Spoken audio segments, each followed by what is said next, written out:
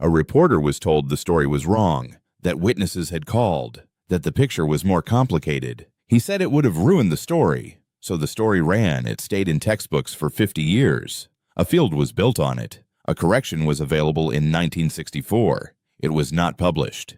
Kitty Genovese. She left work a few minutes after 2:30 in the morning. The bar she managed was on Jamaica Avenue in Hollis, Queens. At that hour, the street was quiet. There was not much else out there, a few low storefronts, a late bus, nothing more. She had worked a double shift. She did this often. She was saving money. Her name was Catherine Genovese. Everyone called her Kitty. She was 28 years old. She drove a red Fiat. The drive home to Kew Gardens took about 15 minutes. It was a Friday in March. Technically, it was already the 13th. The streets were empty. The neighborhoods she passed through were ordinary: a drugstore, a coffee house, Tudor-style apartment buildings sitting quietly behind the Long Island Railroad tracks. She parked in the station lot. It was about 100 feet from the entrance to her building. She did this every night after work. She got out of the car and started walking. Mary Ann Zelonko was asleep upstairs. They had met exactly 1 year before, according to Zelonko's own account. It was at a lesbian bar in Greenwich Village called Swing Rendezvous. They fell quickly in love. They moved in together, a second-floor flat at 8270 Austin Street. 14 units, storefronts below, modest and quiet. Kew Gardens was, by all accounts, a good neighborhood. People left their doors unlocked. Zelonko would later say, "We both tended bar, lived a very quiet life." Kitty Genovese was born on July 7, 1935, in the Park Slope neighborhood of Brooklyn. She was the eldest of 5 children. Her father, Vincent Genovese, ran the Bay Ridge Coat and Apron Supply Company. Her mother, Rachel, was a homemaker. They were an Italian-American Catholic family. They lived in a row house in a neighborhood of Irish and Italian working-class families. Kitty was, by every account left by the people who knew her, a specific and particular kind of presence. Energetic, talkative. Her youngest brother, Bill, later said she could talk on any topic from Greek mythology to politics. "You wanted to be in Kitty's crowd," a high school friend recalled decades later. She attended Prospect Heights High School in Brooklyn, an all-girls school. Her favorite subjects were English and music. She graduated in 1953 from a class of over 700 students. Her classmates voted her class cut-up. In 1954, something happened that changed the family's direction. Kitty's mother witnessed a murder near their Brooklyn home. The shock of it was enough. The Genovese family packed up and moved to New Canaan, Connecticut. Kitty did not go. She was 19 years old. She stayed behind in New York first with her grandparents, then on her own. It was a deliberate choice for a single young woman in 1954, and not a small one. She found clerical work. She found it unappealing. She moved to bartending. She was good at it. By the late 1950s, she had settled into the work. In August of 1961, she was arrested briefly for bookmaking. She and a friend had been taking bets on horse races from bar patrons. They were fined $50 each. She lost her job. She found another. She landed at Ev's 11th Hour Bar in Hollis, Queens, and was soon running the place for its absentee owner. She earned about $750 a month. When her father pressed her to find a husband, she told him, "No man could support me because I make more than a man." She was saving for a restaurant of her own Italian, by all accounts. The kind of plan that lives in your head for years before it becomes real. New York offered her something else, too. Even in the largely closeted years before Stonewall, the city had a gay life that most other places did not. Underground bars, particular neighborhoods, particular nights. A form of community, however constrained. On March 13th, 1963, exactly 1 year before her death, Kitty Genovese walked into Swing Rendezvous, a lesbian bar in Greenwich Village. Marianne Zelenko was there. They hit it off immediately. Not long after, Zelenko found a note taped to her apartment door. It read, "We'll call you at the street corner phone booth at 7. It was signed Kitty G. They moved in together not long after the apartment in Kew Gardens, 2nd floor, Quiet Street, the rail station nearby. Zelenko would later describe what their life looked like. They went to her parents' house on Mondays. They went to Gerda's Folk City on Monday nights, a coffee house in the village. Kew Gardens was, she said, rather artsy in a way. A lot of people who had been through the Holocaust. The area was very, very nice. Kitty's male co-workers at the bar knew she was gay.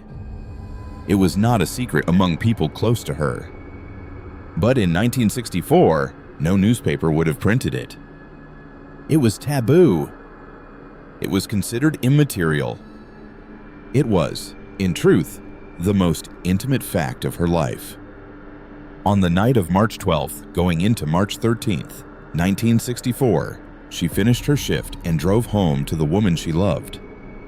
It was the first anniversary of the day they had met. She did not make it upstairs. Winston Moseley had been driving around Queens since approximately 1 in the morning. He was 29 years old. He was married. He had 2 sons. He worked a desk job in the Bronx, punching data cards for a business machine company. He had no prior criminal record, not then. What was not known in March of 1964 was that he had murdered before. He had killed a woman named Annie Mae Johnson the previous month. He had killed a teenager named Barbara Kralik the previous summer. He had raped others. He would later confess to these crimes. He was never charged with them. On the night of March 12th, he drove with a hunting knife in his pocket. He was looking for a woman to kill. He was, according to his own trial testimony, about to give up and go home. Then he saw Kitty Genovese at a traffic light on Hoover Avenue. She was sitting in her red Fiat after her shift. He followed her. She parked at the station lot. He parked his white Chevrolet Corvair at a corner bus stop on Austin Street. He got out on foot.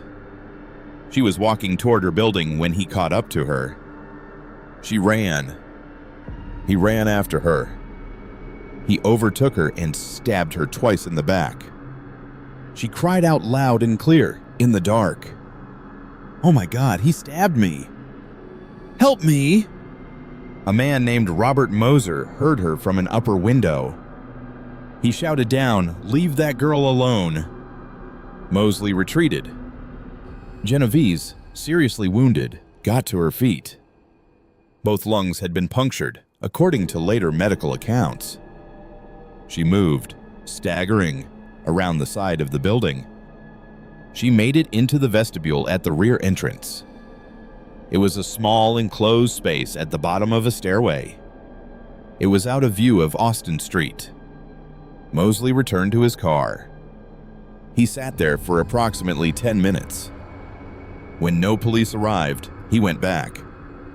The second attack happened inside the vestibule. No one on Austin Street could see it.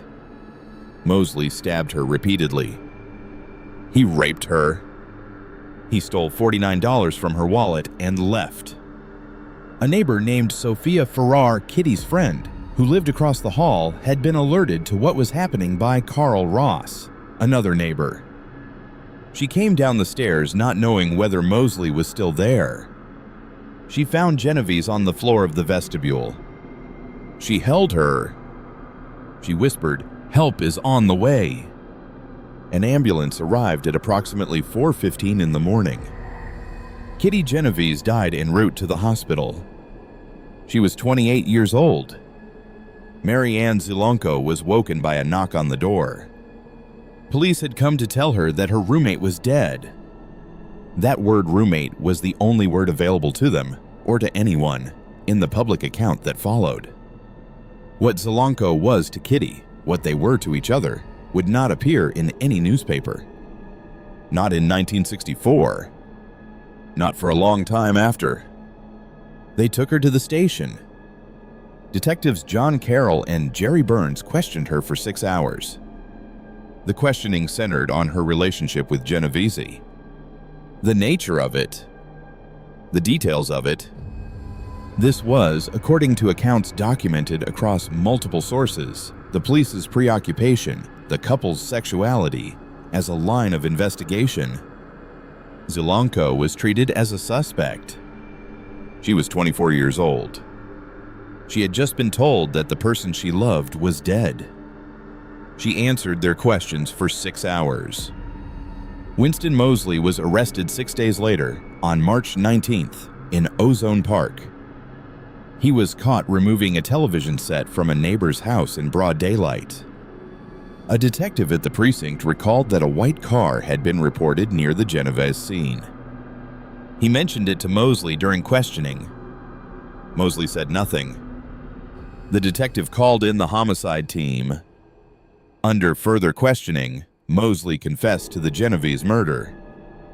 He led investigators to her wallet and keys, discarded near his workplace. He was indicted on March 23rd. Moseley was tried and convicted of first-degree murder on June 11th. He was sentenced to death on June 15th. That sentence was later commuted to life imprisonment on appeal. He died in prison on March 28th, 2016, at the age of 81. He had been denied parole 18 times. The criminal case was closed. What came next was not a failure of investigation. It was something else entirely. On March 14, 1964, the morning after the murder, the New York Times published a 4-paragraph item about the killing. It ran inside the paper. Brief, factual, modest. 636 people were murdered in New York City that year. Most of them received comparable coverage. Most of them are remembered only by the people who loved them. But on March 23rd, the day Moseley was indicted, Times Metropolitan Editor A. M. Rosenthal had lunch with New York City Police Commissioner Michael J. Murphy. To understand what happened at that lunch, it helps to understand who Rosenthal was at that moment. He had spent years abroad as a foreign correspondent, Poland, India, Japan. He had won a Pulitzer Prize. He had returned to New York reluctantly, assigned to the metropolitan desk of a city he was still relearning. He was reorienting himself to New York in a year of particular tension. President Kennedy had been assassinated just 4 months before. The city's murder rate was beginning a 3-decade climb.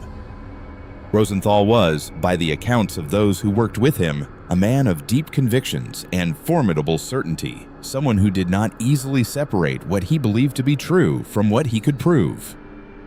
He was also, in 1964, newly back at a metro desk and alert to the city's fractures. During that lunch, Murphy mentioned the Genovese case. According to Rosenthal's own subsequent account, Murphy called it, in his words, one for the books. Murphy referred to a figure approximately 38 people who had been spoken to about what they saw or heard that night. Rosenthal was struck by the number. He assigned a reporter named Martin Gansberg to the story. What Murphy had described was, in the most precise reading of the available record, the approximate number of people the police had interviewed. Not 38 people who had witnessed the murder. The distinction is significant. It was not made. Gansberg's article ran on the front page of the New York Times on March 27, 1964. The headline read, 37 who saw murder didn't call the police. The number had been reduced by 1 in editing. Subsequent reproductions corrected it back to 38. The article described in detail that would be reprinted tens of thousands of times in the decades that followed 38 respectable, law-abiding citizens in Queens. Citizens who watched a killer stalk and stab a woman in 3 separate attacks for more than half an hour, not one of whom telephoned the police. 3 things in that account were false or unsupported. The attack occurred in 2 phases, not 3. The final, fatal attack happened inside a vestibule, invisible to Austin Street windows. And some people had, in fact, contacted police. Among them, according to a sworn affidavit documented in a 2007 study in The American Psychologist, was a 15-year-old boy whose father called after the first attack.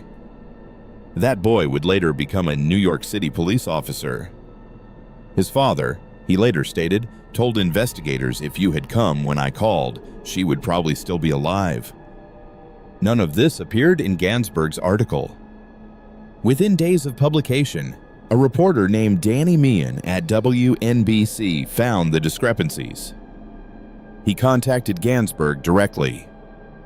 He asked why the article didn't mention that witnesses had not recognized a murder in progress. That many thought they were hearing a domestic dispute, a drunken argument, something that would resolve itself. According to Gabe Pressman, a fellow WNBC journalist who recalled the exchange in the 2015 documentary The Witness, Gansberg's response was direct. It would have ruined the story. Meehan passed his notes to Pressman. Pressman, as a journalism instructor years later, had students contact Rosenthal and present him with the evidence. Rosenthal had by then become executive editor of The Times, one of the most powerful positions in American journalism. He responded by calling Pressman and berating him on the phone. At a competing news organization, journalists had also found the inconsistencies. They chose not to challenge The Times. Their findings were not published. Rosenthal's book, 38 Witnesses, was released less than 3 months after the murder. It was 87 pages long. He did not, by his own acknowledgement, interview the witnesses for it. He consulted experts on crowd psychology. He wrote that the story was emblematic of our times. In a 2004 interview 40 years later, he was asked about the criticism. His response was recorded. He said there may have been 38, there may have been 39. But the whole picture, as I saw it, was very affecting. The picture that was affecting was the one he had chosen. A figure given over lunch, never verified, had become a diagnosis of American civilization. There is one further layer worth noting. Rosenthal was, by documented accounts of colleagues, known for a particular kind of editorial homophobia. Under his leadership, The Times avoided coverage of gay life. The paper's use of the word gay was restricted for years. When the AIDS epidemic began in the early 1980s, The Times was notably slow to cover it, a pattern colleagues later attributed directly to Rosenthal's influence. In 1964, it was not only impossible to name Kitty Genovese's relationship with Mary Ann Zielonko, it was not only taboo, it was the active editorial policy of the man who controlled the story. The woman who loved Kitty Genovese most was erased from the account by the same editor who built the account. It was not an oversight. It was the world as it operated then, and he operated within it and enforced it. The story spread fast and settled deep. Social psychologist John Darley of New York University and Bib Latané of Columbia University were among those who read the Times article. They were troubled by it not emotionally, but analytically. Why would so many people fail to act? What was the mechanism? They designed experiments. They published their findings in the Journal of Personality and Social Psychology in 1968. They called what they had identified the bystander effect. The principle: the larger the number of observers in an emergency, the less likely any individual among them is to intervene. The finding was robust. It replicated across conditions. It became one of the most cited results in social psychology. It was also popularized through a case that had not happened as described. In 2007, researchers Rachel Manning, Mark Levine, and Alan Collins published an examination in the American Psychologist. They asked a specific question: what did the Genovese case actually show? Not as a crime, but as a foundation for a scientific field. They found, in the documentary and evidentiary record, no evidence for the presence of 38 witnesses. No evidence that witnesses observed the murder. No evidence that witnesses remained inactive. What they found instead was something more fragmented. Witnesses had partial, incomplete knowledge. The first attack had prompted a shout that drove the attacker away. Calls had been made to police. A neighbor had held the dying woman in her arms.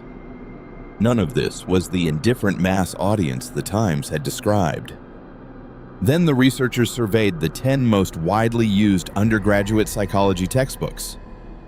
All 10 of them contained the Genovese case. All 10 presented it as a founding example of the bystander effect. 8 stated, as fact, that witnesses watched from their windows as Genovese was murdered. The study was published in 2007, 43 years after Gansberg's story ran on the front page. As the researchers noted, psychology textbooks are not primarily made up of facts. They are made up of experiments and stories that connect those experiments to the real world.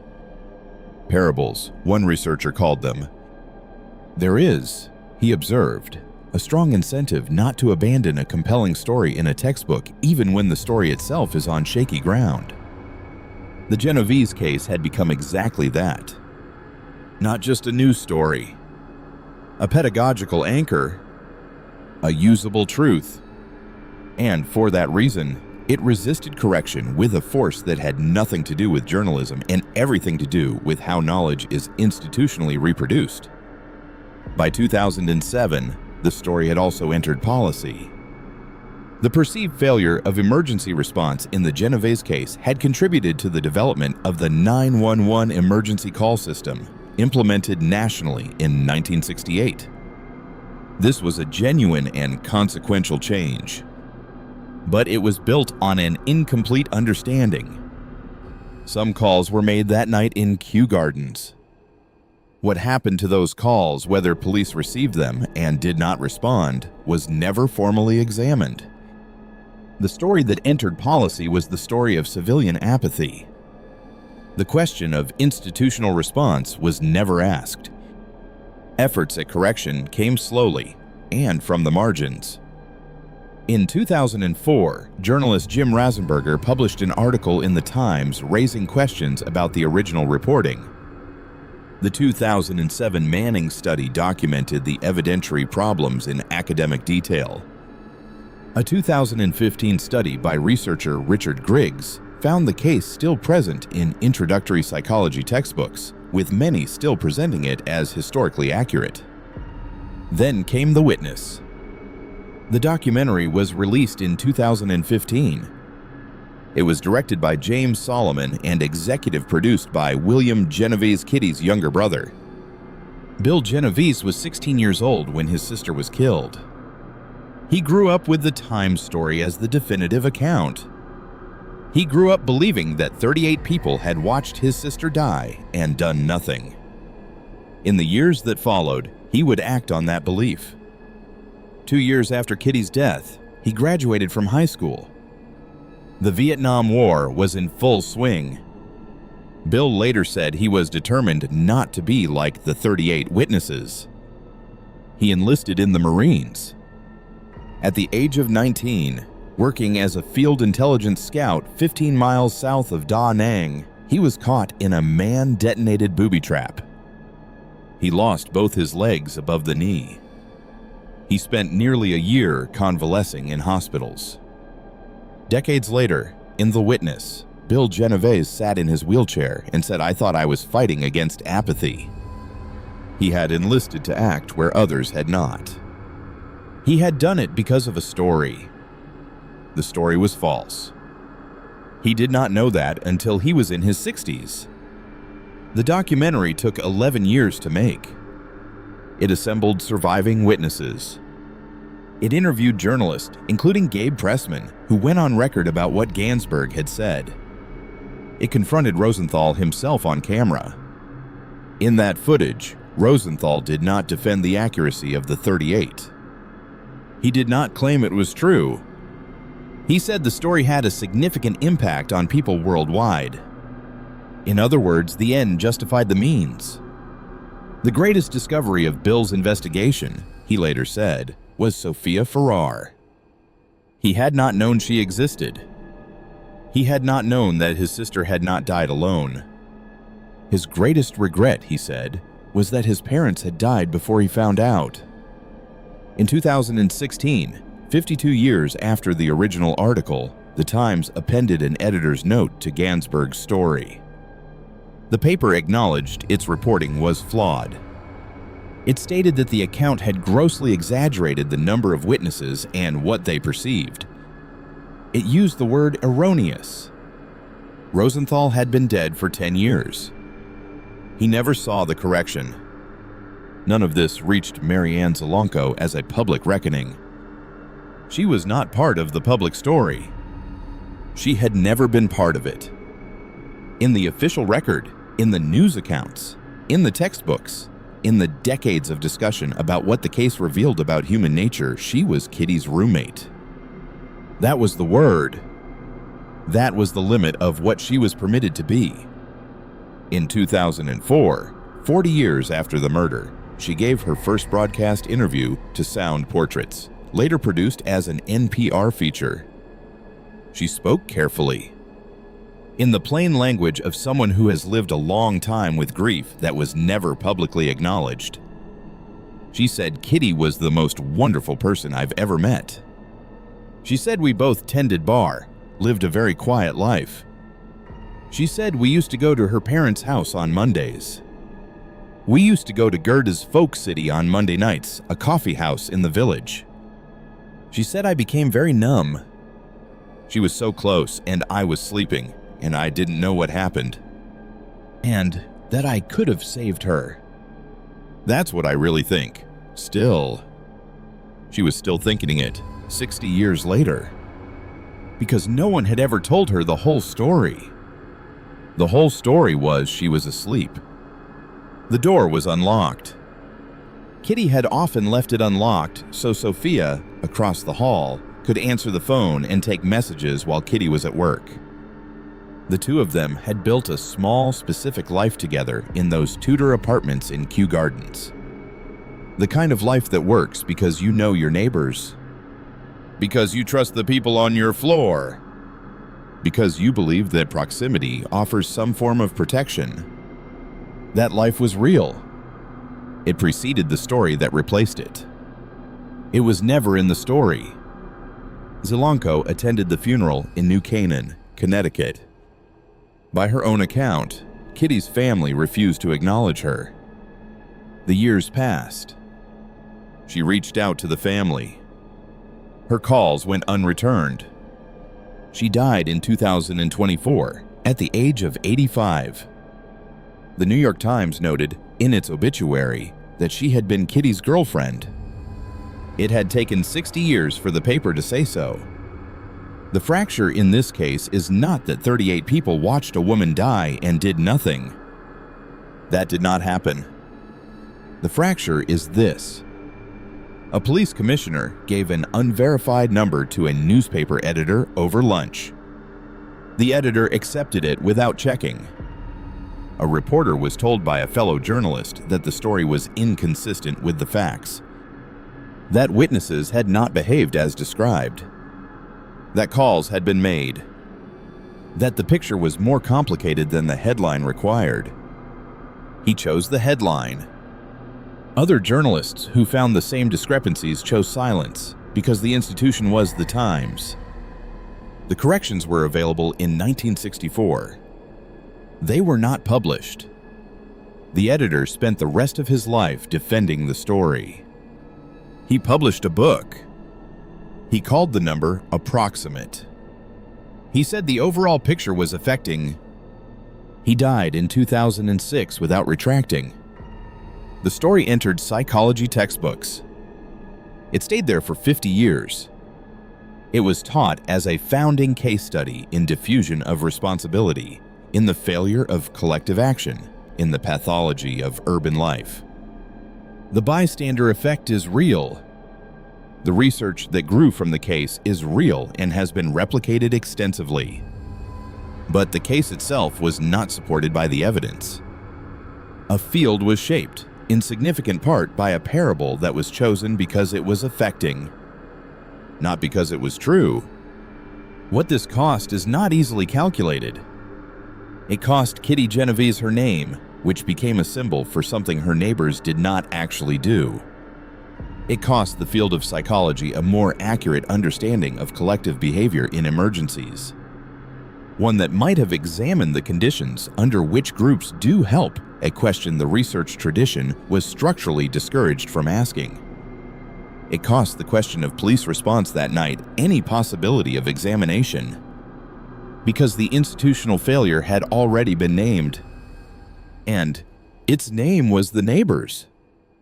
It cost a 16-year-old boy a version of his sister that was already a symbol by the time he was old enough to grieve.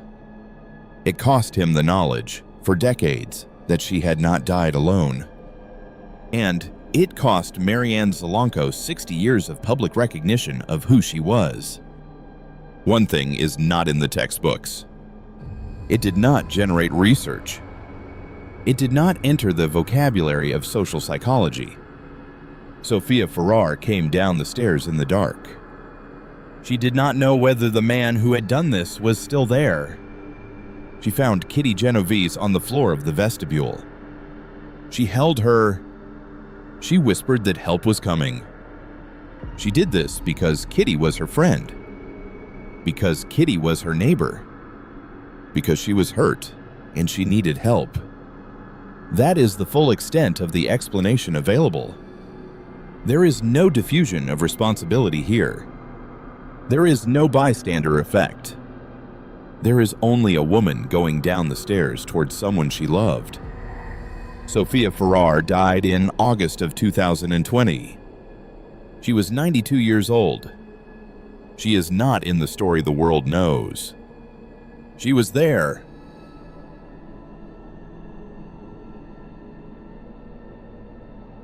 Every case we cover here ends the same way, not with a verdict, not with a sentence, but with a name that deserves to be remembered longer than the headlines that carried it. If this story stayed with you, that matters. It means you were paying attention not just to what happened, but to how it was allowed to happen. If you found value in this documentary, a like and a subscription helps this channel continue doing exactly this, slowing down, going deeper, and refusing to let the institutional silences go unnamed. And if there's a case you believe deserves this kind of scrutiny, a fracture that hasn't been examined, leave it in the comments. We read them. They shape what comes next. Fracture lines. Where the system meets the truth it tried to file away.